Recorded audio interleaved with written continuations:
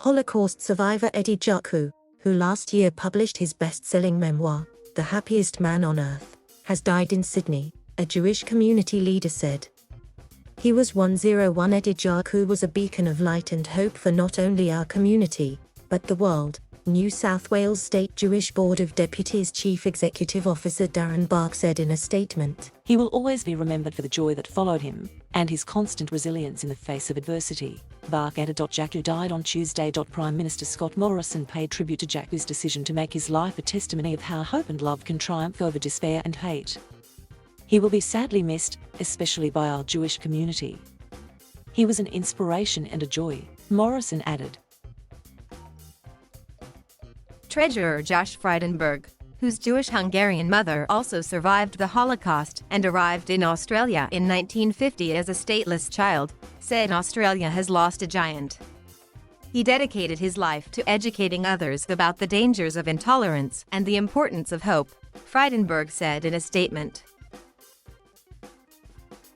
Scarred by the past, he only looked forward.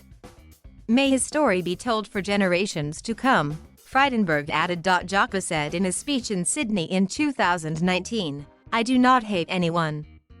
Hate is a disease which may destroy your enemy, but will also destroy you. Happiness does not fall from the sky. It's in your hands. I'm doing everything I can to make this world a better place for everyone," he said. Jaku was born Abraham Eddie Jaku in April 1920 in the German city of Leipzig.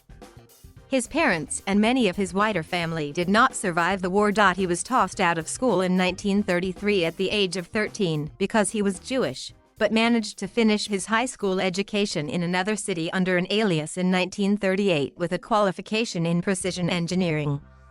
Jaku said his qualifications spared him the gas chambers in the years that followed because he worked as a slave laborer. He was sent to and escaped from concentration camps including Buchenwald and Auschwitz, where his parents were gassed on arrival. He escaped from what he suspected was a death march as an Auschwitz prisoner as Allies approached. He spent months in hiding before U.S. troops found him near starved and sick with cholera and typhoid.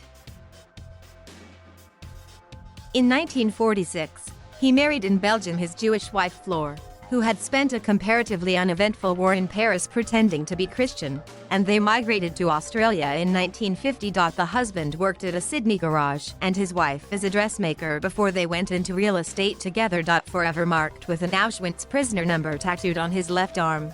He also became a volunteer at the Sydney Jewish Museum, sharing his experiences and philosophies of life with visitors.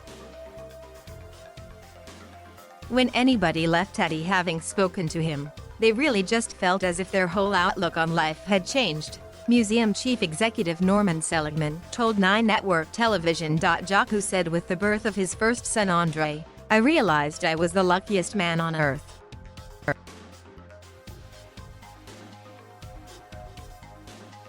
Thank you for watching. Please subscribe